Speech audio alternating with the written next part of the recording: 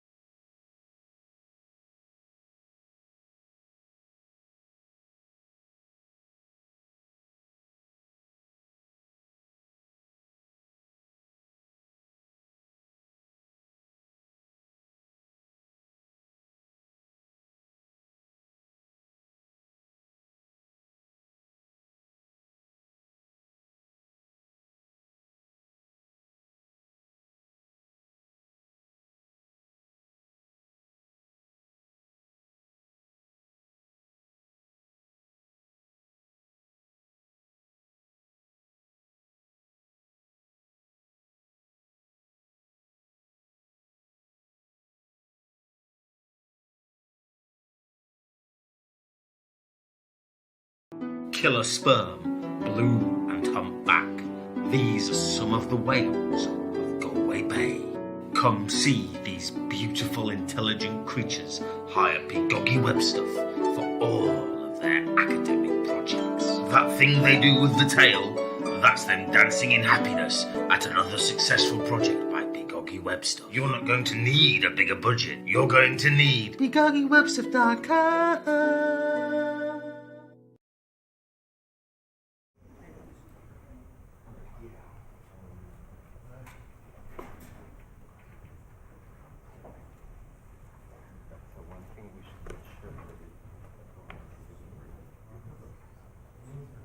So I think rather it's just you know.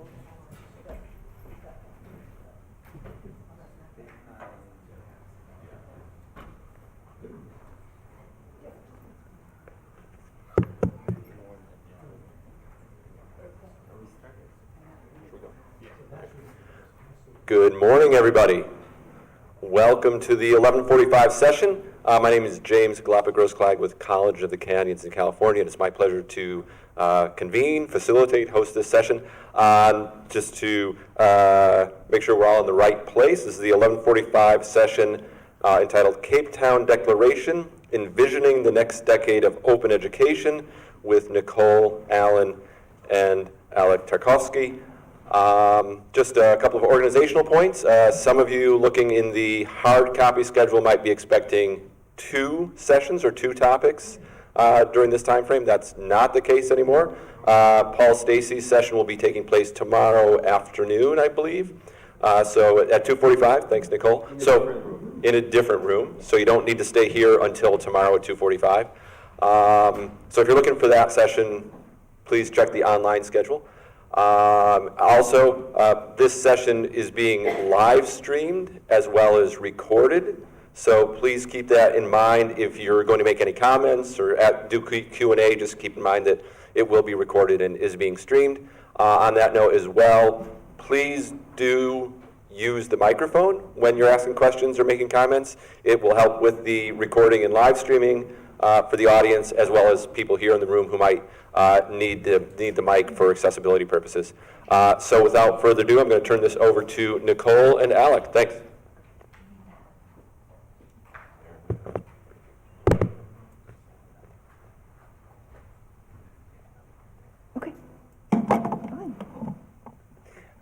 Hello everyone. Welcome to our session about the future of open education and discussions that we can have on this topic. Before we go into session, I just wanted to mention that we wanted to have this session quite interactive. The format of the room doesn't make that easy. We did our best to come up with some ways of getting you into conversations, though obviously we will not have the kind of conversations we could have, for instance, in a banquet setting. Apologies. Having said that, we don't mind that you're spread out around the room. One thing that will be useful for you is to be relatively close to another person, because we'll have several conversations that should work between 2 or 3 people sitting next to each other. So if you want to participate in this interactive part, you might want to move at this moment just a bit, or once we start the interactive part. Anything else we should mention? No, I don't think so. All right. So at this conference last year, we held the first of a series of workshops on the Cape Town Declaration 10-year anniversary.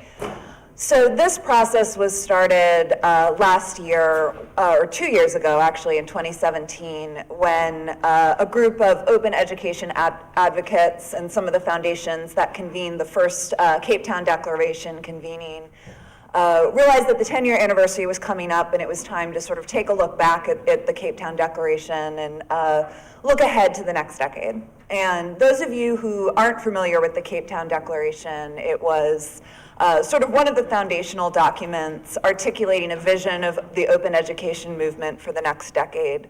It was released in early 2008 following a convening in Cape Town during the fall of 2007 with a group of leaders in the movement who drafted the declaration. And with a number of declarations in the open movement, like the Budapest Open Access Initiative, when anniversaries came around, sometimes when we looked back, it was time to write sort of a new vision or a new version or a new like add-on declaration. But the group that convened in 2007 to have this conversation in Cape Town during the Open Education Global Conference really recognized that the Cape Town Declaration as it was set out a vision that was still highly relevant today.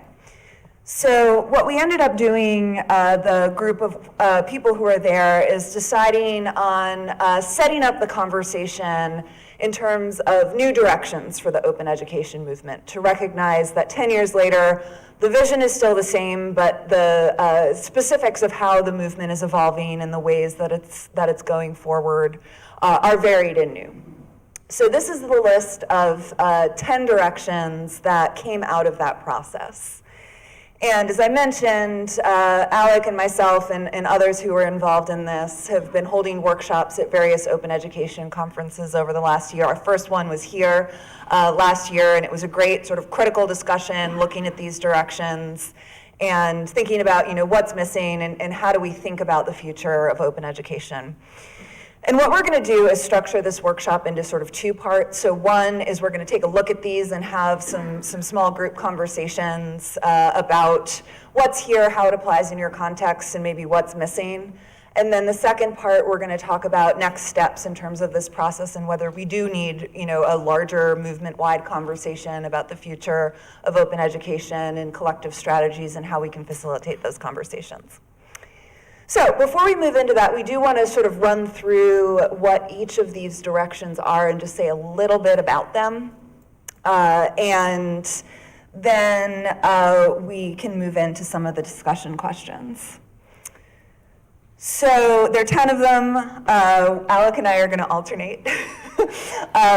The first one is communicating open, and this recognizes that one of the challenges that we often face is how to make people who aren't already engaged in open education or the broader open movement really understand what openness means. There's so many ways it can be confused with free, or digital or other related terms, and sometimes even now more nefariously conflated by special interests who want to go against the open movement. So how do we better communicate open to new audiences? And the second is empowering the next generation, recognizing that students and early career professionals are the ones that are going to be the leaders of the movement tomorrow. And how do we bring them into the open movement? So from the very start, as they're forming their sort of practices and future career paths, that open is baked into that from the start. So Alec, this is you. Connecting with other open movements tries to acknowledge this idea that in the end there is a broader open movement. So probably for some of you, the open education, you come to open education with a focus on education, and you might not be working with any connections. I know that for many people in the open education movement, connections with, let's say, open access are important, or people work on open data. But there are also some people, for instance, ultimately, I think I approach the open education from the open part, and for me, these connections are very important. So this direction acknowledges the fact that there's a lot to be gained by interconnecting these movements. And the fourth direction is probably quite obvious. We call it open pedagogy. Some people speak about open educational practices. I think it acknowledges this big shift that has been happening around the conversation on open education, this move away from a focus on resources. And by the way, the interesting thing that it's worth to be aware of is that the original declaration, which I think often is remembered as a foundation for a resource-based movement, actually had a very strong component that talked about in people, teachers, learners, their capacities, their practices, so exactly this direction. Open education for development, recognizing that open education can play a role in supporting economic development, and that there are specific ways in which openness exists in developing contexts, and helping to understand ways that we can create participatory dialogues with developing contexts around openness and understanding what openness means in those places, and thinking about how to connect it to the larger sustainable development goals and development conversations that are happening in international spaces. Beyond the textbook, thinking about how do we go beyond focusing on the textbook as the main sort of currency of the resources that we use, and even more broadly, moving beyond a focus on open educational resources and thinking more about practices, as Alex said. Okay, this is the moment where you can see that the 10 directions go in varied directions and not necessarily follow one path, because in a way this contradicts the previous direction. It's an acknowledgement that in the end this is still a fundamental work that's being done by a lot of people in this movement.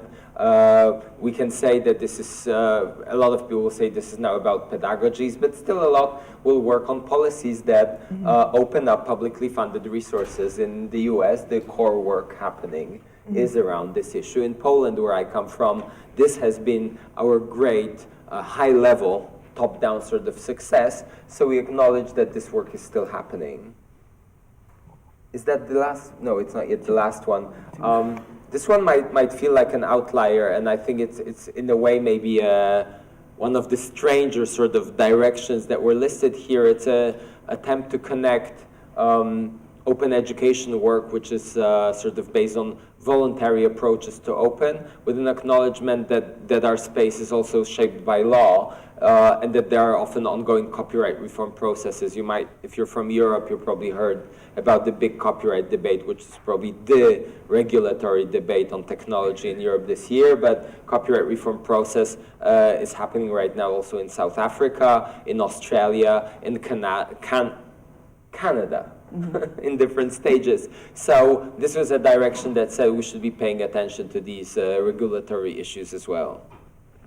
And then the last two, data and analytics is a key area, and I think even since this was raised is one of the parts of the conversation 2 years ago, the world has changed with Cambridge Analytica and data just meeting new things in our institutions. And data and analytics can be used for good, but they can also be exploited and misused in ways that are actually really dangerous for students and institutions. So this is a key area that I think has become even more significant over the past couple of years. And then finally, thinking outside the institution, thinking about open education as a way to expand access to educational opportunities beyond traditional schools and universities, in addition to the ways that we talk about it as an enabling strategy within our existing institutions. So those are the 10 directions. We want to transition now into the discussion portion of this conversation where we have 3 rounds of questions. I think we're going to maybe take 3 minutes, grab a person next to you, groups of 2s or 3s, and respond to a series of questions, and then share back out any interesting points that are raised in the conversation you have with your partner or partners. More than 3 minutes? Okay, maybe 5 minutes. Okay.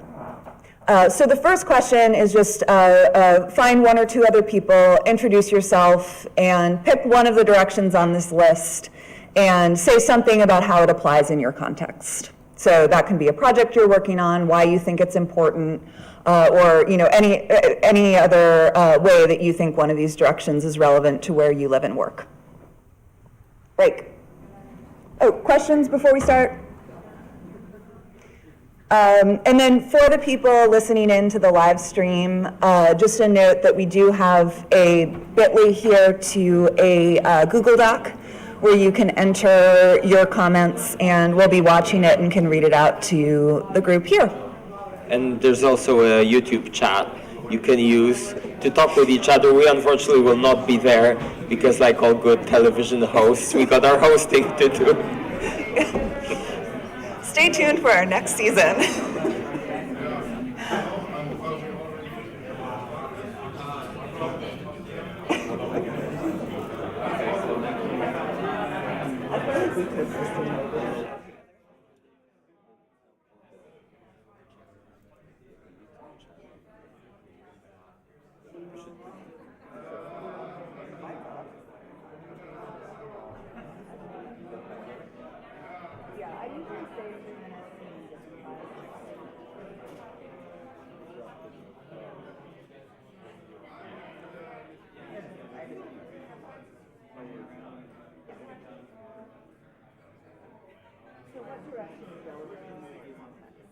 Right now?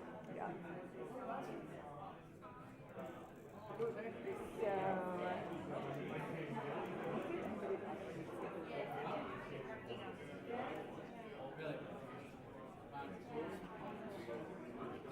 It's interesting.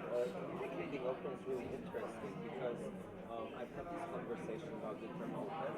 There's one group, I would say, for instance, Mozilla. They have this open internet manifesto. It's very corporate, but at the end it's like open. We still believe in it. We might want to reframe it. We sometimes need to defend it, but we believe in it. At the Media Summit, when we used the term open, we got really strong pushback and said, this word doesn't mean any longer what it used to. It's not a positive word. It's about stealing people's content. It's about people being unsafe. A lot of these privileged people in the movement don't appreciate being in the open. Not knowledge should not be in the open. Then they said that there's going to be a Rather than having basic they want to initiate a move where Wikipedia will move away from the licensing positions because they feel that in the name of diversity it should accept non-commercial. Because they feel there are different, and I kind of get like my response like you don't need to be their work is privileged, not underprivileged or excluded. So you don't need to be excluded, not excluded. They're saying that, for instance, the case studies here in museum, and you're working with the Aboriginal community, which you feel is basically just like, right, like economically structured in all sorts of ways. And the last thing they link is their culture. And they say, and the museum goes, okay, so can we like preserve it, archive it? And they apparently say yes, but we're worried someone will make money from it to share the thing, and we don't want that. So this museum says, okay, so that would be like one last straw that been, right? They've been oppressed. And I kind of get that point, but and apparently this issue will be raised in the strategic process. But it's like, is copyright the right mechanism? See, that's the thing. That's the interesting part. Diversity is becoming so important that the original copyright access to knowledge goes in a movie to the second front. It's like the first question is, are you attaining diversity? While 10 years ago, it would all be like, is this licensing model making us free? That's why this is interesting. Because it's focusing on what matters, not the technicalities of how to achieve it. But I also think that people are applying the debates that are happening right now to the past arts. So they're making a debate about diversity and a debate about licensing. Yes, yeah, which is, I agree, I think it's conflating two different issues. But it's interesting and someone needs to like unravel that. Because of all of like the old guard are involved in conversation and then bring everything back to what licensing would be.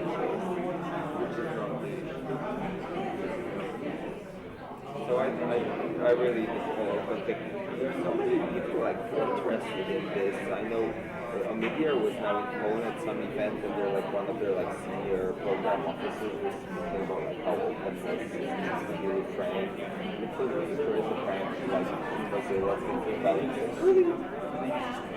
Hashtag big open. Only open access people. Oh, that's an interesting one. So apparently it's burned. Yeah. You know why? Why? Because everyone thinks it's a hashtag used by Ryan Murphy, Constance Tucker, and Mark Sermon to have conversations. Yeah, to talk about it. Yeah, no, that is 100% what it is. Oh, so what is Rick Kelsey? We talked about it last night. You I checked? know. They changed it. They changed it. I actually don't know at all. In a way, I agree, I'm but just, like, I'm there not are part better of that things to community. do. That is certainly true. But I try to appreciate little steps. They just like 8 mini videos from the community, which apparently were that's chosen. what it is. And apparently it was chosen by the program, which is a big step from Ryan deciding who's the keynote. So I acknowledge that. Okay, so that's fair. She's a good voice. She's been working on it. I don't like her. she created a color. Yeah. People honestly love it. Color, they're trying to send pictures, they tweets well, and it's like, it's a quite brilliant project in that way, and it reflects the team. I can't do it. So that alarm going off is one. Start wrapping up. We're going to come back together in 30-second-ish.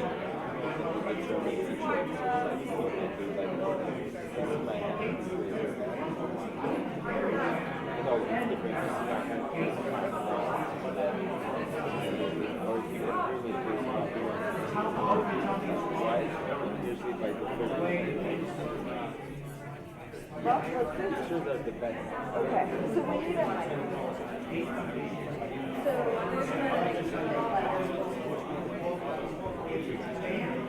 So Alex, I can't read the mic.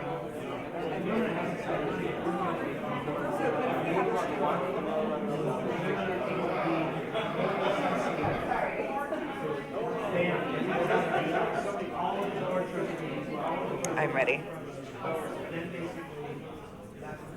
You need to hold this. Okay, if you can hear me, please clap once.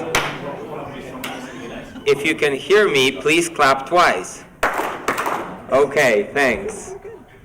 All right, so that's off. We are going to transition to sharing back any reflections or thoughts about what you discussed with your partner, with the whole group. We had an interesting discussion about the meaning of openness and how that's shifted over time. Okay, so raise your hand if you'd like to share back. There's like a tentative, oh, you can't raise somebody else's hand. So way up in the back, and then here.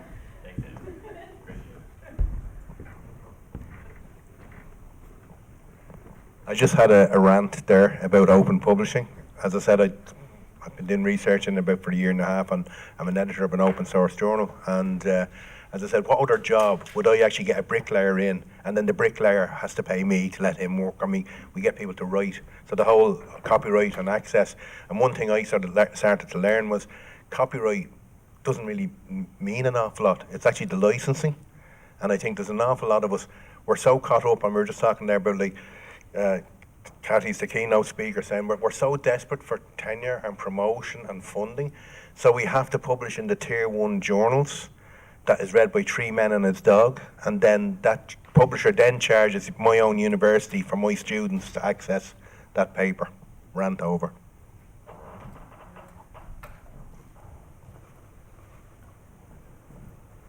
Hi, we were talking about connecting with other open movements, and I could think of open hardware and open software, and we were talking about open science, but I'm curious to know what other open movements there might be that you're talking about connecting with. Well, first of all, does anybody in the audience talk about this and want to share? Okay. I think the most obvious connections are with open access, because a lot of the work is done in higher education institutions. And we even had a meeting yesterday where we felt a strategy for promoting institutional policies or approaches to open education could be to piggyback on work already, successful work with open access. More broadly, open science. Open data understood both as open research data and more broadly, for instance, government data. It can be an educational resource. Then, for instance, in the Wikimedia movement, a lot of people look at connections between education resources and cultural heritage resources and work done by cultural heritage institutions. And it's good that you mentioned open source and open software, because I actually think it's not discussed enough. I'm happy there are talks today and tomorrow about this, but this connection is not made enough. But maybe someone feels like something's missing in that list. I would add open government to the list. Yes. Okay. So you were up. Sure. Okay. How many more people can? So we talked a little bit about both data and analytics and the opening up publicly funded resources and how they're kind of tied together, right? So we're a publicly funded, we're at CUNY, we're a publicly funded initiative. And so a lot of that requires data to report back, right? And so, you know, I think we're a little, as an institution, also sort of a little leery about learning analytics and what its relationship to open pedagogy really is. Like if we're boxing everything into platforms that are running data and, you know, building sort of these proprietary frameworks about how to do adaptive learning, is that really an open pedagogical strategy? But also, you know, we're tried to be very clear about what kind of data are we actually, you know, collecting on students who are in these platforms.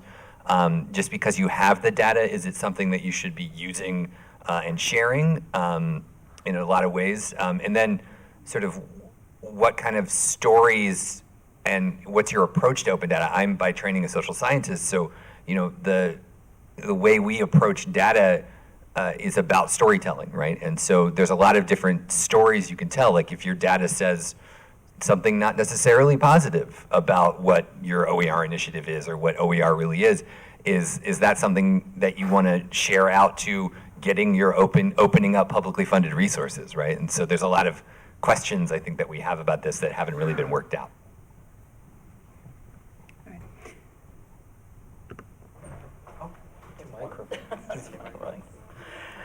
Yeah, we were not really discussing it because we're introducing our universities to each other, but one topic I always find sort of slips along the way is the topic of accessibility, which can close up a lot of things. I just looked at this textbook framework that was presented in the other building. And when I hear that they have this really, really great offer there to create your own textbooks, but for the accessibility, there's a checklist and they hope that people follow it. I think that is closing too many doors. Yeah, I think that's actually missing with a lot of things. And of course, the open source topic is the next issue. Sort of, if we don't look at accessibility and open source, it's not really open. It's open to those who have the budget to buy the license, and it's open to those who have command of the senses that are preferred by that media. I mean, the next thing that's coming is augmented reality. How are we going to deal with that with accessibility? And I think it's important because only then we can roll it out. I remember a few years back, open was the thing to provide education to the world. And actually it isn't, because it's still providing to those who have the perfect bandwidth. And I'm talking about anywhere in the world. The west of Ireland, a little while ago, was not too great with bandwidth. I don't know what it's like now. So I'm not talking necessarily only outside Europe. So I think that's a big topic for open, that we look a little bit at how open is it really, or is it just free? Good. So one more comment. I really appreciate the sort of critical observations or critical questions. And we had sort of a meta question about this list, very, very helpful list, but this sort of sparked our questioning about, who was in the room, who wasn't in the room, whose voices were there, whose voices weren't there. It's a helpful list, but why this list? Yep.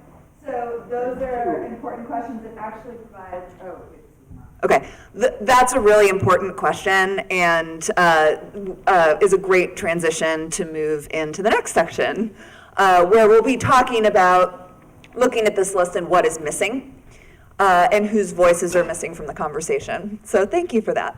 The voices are the next third step, right? Sorry. So this round two. Now we do two. So, totally agree. I think, with anything like this, if you look at the list of signatories on the original Cape Town Declaration, you can see how some decisions are made by smaller groups of people. And, as with anything that's going to happen, there was a consultative process around this. But I think as we're talking about next steps in this project, making sure that the process is inclusive and globally representative is really, really important. In fact, it's existential for the process. Okay, so round two, we're going to go back into groups. The question is, looking at this list, what direction would you add? Or another way to phrase that is, what is missing?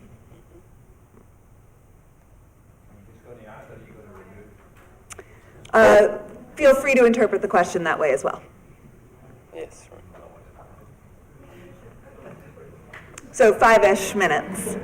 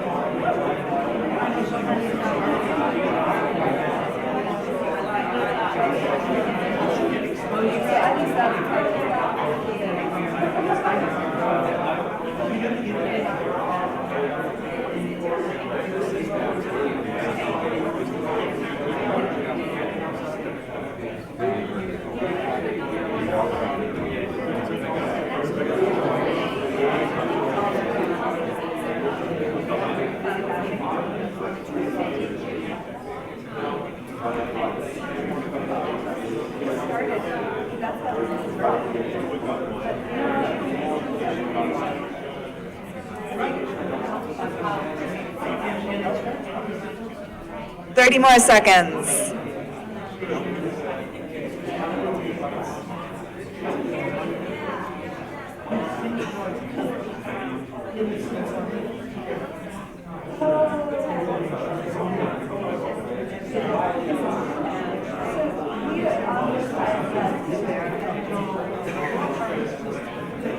Learning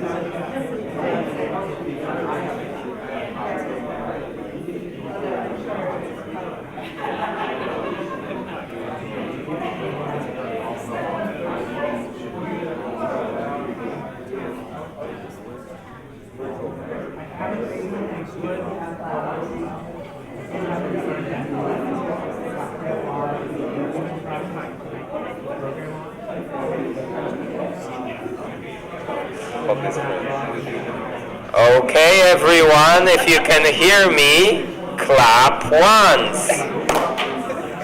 If you can hear me, clap twice. Apparently it rarely goes to 3 claps. By then it means the room is really rowdy. Okay, back to you. Yes. All right, so who would like to share what you discussed? What direction did you pick? All right, straight in the back, then here.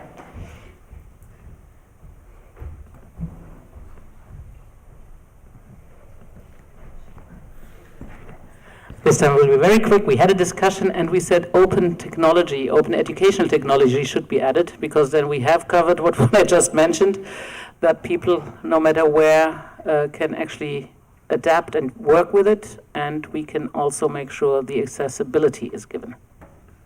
Sorry. Would you remove anything? Okay. Hi. We had a discussion about mindset, having a mindset for openness. And it interconnects with some of the points up there, but we thought that it was important enough to have its own bullet point because of the struggles that we're having in our institutions, convincing people that open is important, open, sharing open resources, open practices, and the lack of a mindset to be open that exists in our institutions. So openness, mindset for openness. And that's different than communicating open, because it's not just about helping them understand what it is, it's making them care. So culture change might be another term. So here, or there, and then here. Yeah, we discussed, we actually kind of went, I don't know, this be kind of meta or institutional, and thinking that the time may be ripe for unique for doing this, is you look at all of these things. One of the things that is common in a lot of these things is that they rely on network structures and network behavior and stuff like that.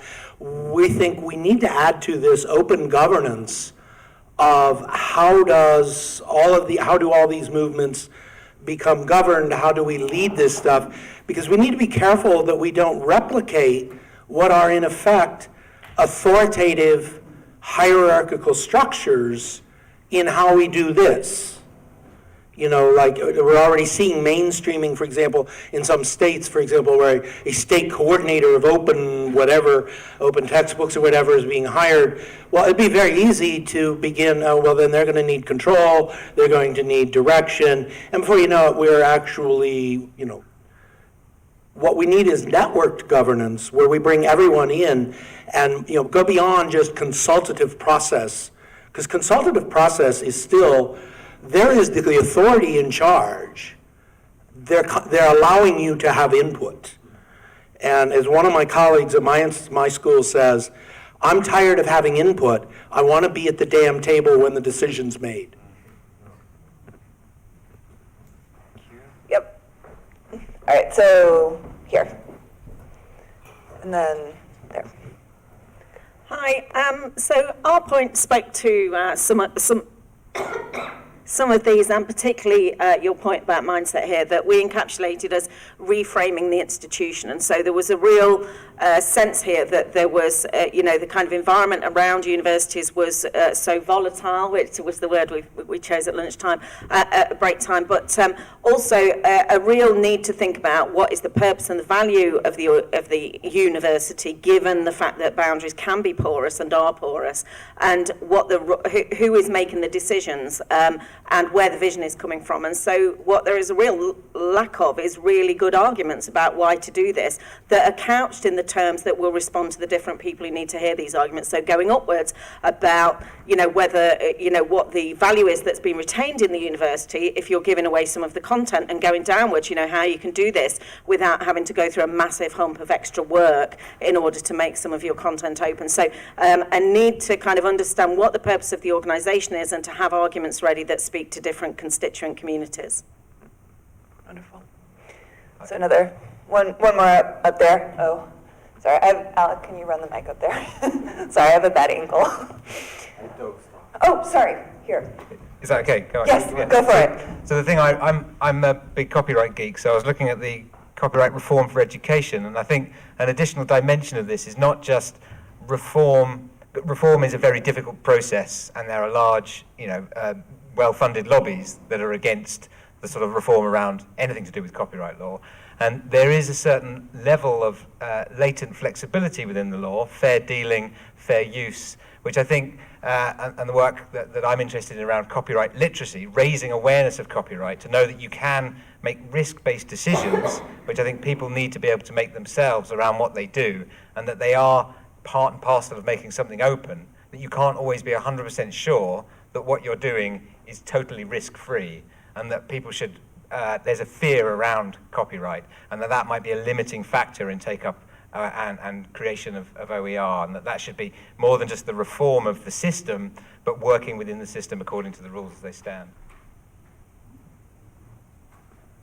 So we talked, I think, largely about how a lot of these sort of intersect with a word that a lot of us don't really understand what exactly it means, which is sustainability, right? Like, what are we talking about when we're trying to maintain this as a movement, maintain this as activity? And so one of the things that came up for us was technology, but also is labor, right? I think there's a lot of talk about this that, really kind of revolves around just assuming that people are going to do the work and maybe not get compensated for it, do it at a volunteer level. And so some of this comes into tenured promotion if we're in an academic institution. Some of this just really comes about, is sustainability, I think Charlie said, is that funding a precarious position for 1 year? Or is it actually embedding it into your institution and valuing that labor as something that really builds value for everyone involved? And I would just also add sustainability over the longue durée as well. So not just, over the next, horizon, but just more in terms of preservation as well. Librarians.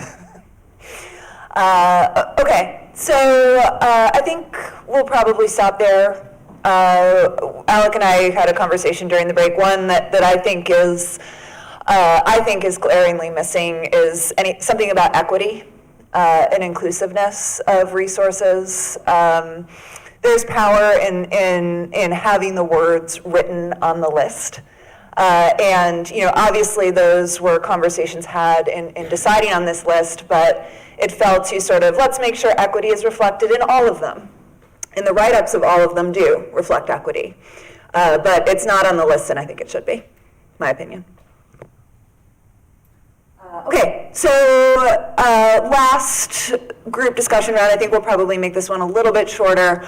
But want to take some time to think about who is missing from the broader open education conversation, who should be included, and what are some of the ways that we can include those voices. So some of these already came out in the answers that you've given so far, but talk a little bit about who's missing. And maybe the other way to frame this question is, if you were designing such a process, if you were told, okay, so we want to collectively define directions, how would you go about, who would decide? Maybe it's about getting certain groups and getting a certain balance. Maybe it's about the process. It's up to you. Yep. Great. 3-ish minutes.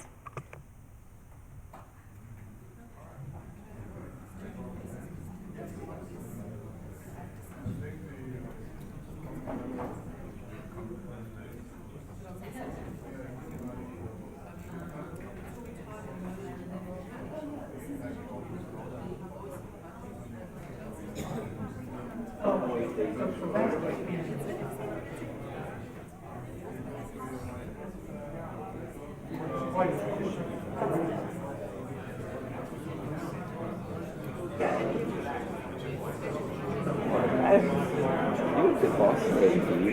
The boss? You have to. We need the boss lady. After you do the boss. Okay. So we'll do this, and we'll skip that last question, and just over this slide talk, and we'll wrap up. So we could also go to the round 4, which I think is like, do we need a broader strategy? We can just say, like, think about it. And then we can just say, so we're not going to do that. which has no one.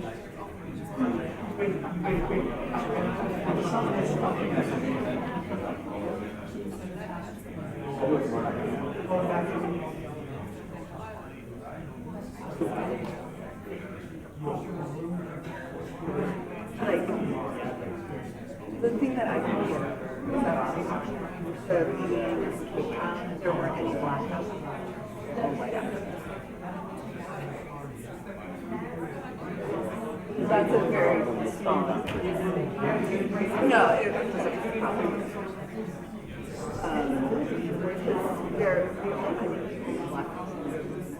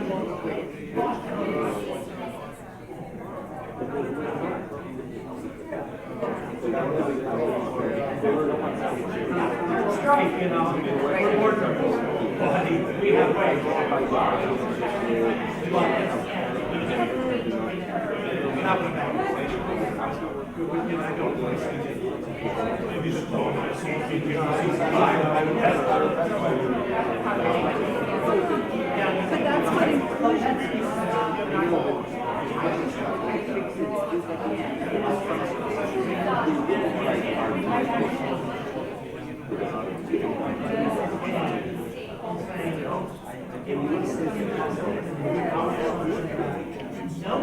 yeah, so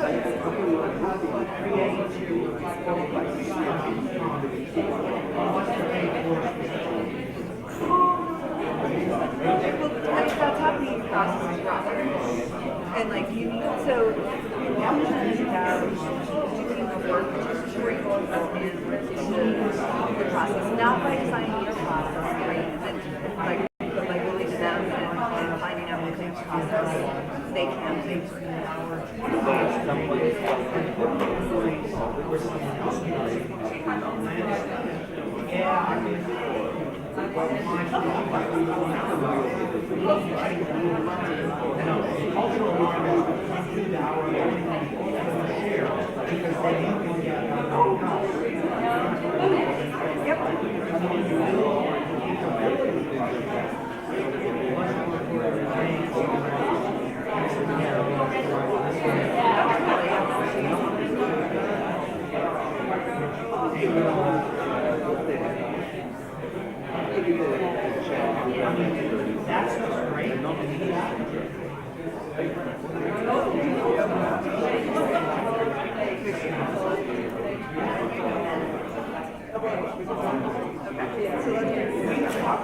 So what exactly are you saying? 30 seconds.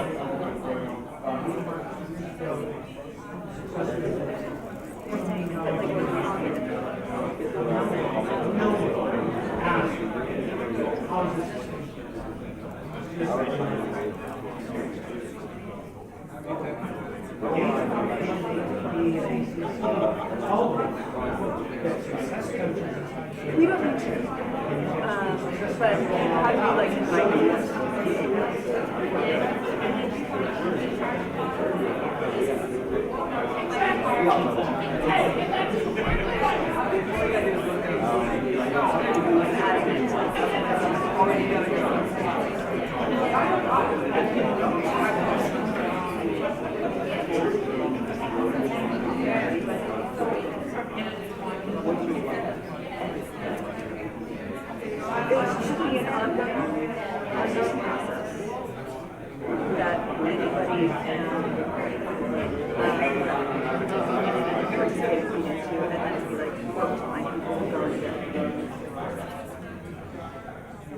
say like something, one idea. All right, Alec is not going to do the clappy thing, but please give your attention back up to the front. We have, 6-7 minutes left. Do a quick share out from this conversation, and then we're going to wrap up with a few words about next steps. So, who would like to share your response to this question? All right, Josh. Well, in an old academic tradition, let me answer the question by asking a question. In a conversation, the question came up, if you're asking who should be involved in the conversation, what's the question you want to ask? And for different applications of different areas, you would have a different community. Mm-hmm. There is, basically, there is no real global answer. I think that's a very important observation. It takes work to define the questions and find how to include people in those conversations. And it's not all going to be the same. Here. Sorry, I can't really. Okay, thank you. So I just thought about examples, and the first one we talked about just a moment ago was including students, because I'm a student, and they're oftentimes overlooked. But when you just asked your counter question, I thought about another counter question. So who should be included, then why don't we ask who should not be included? So is there anyone whom we shouldn't include in this conversation? And that was just a thought in the blink of an eye that I just had. Great. Love it. Be critical. Thank you for that. So one thing we discussed was dissenting voices, people who disagree with openness. Surely they need to be part of that conversation, and that conversation may even, in fact, shape how you consider openness. So why are the reasons behind taking a proprietary approach to something and understanding in some context that's rational, and maybe there's room for both. Other suggestions at the top?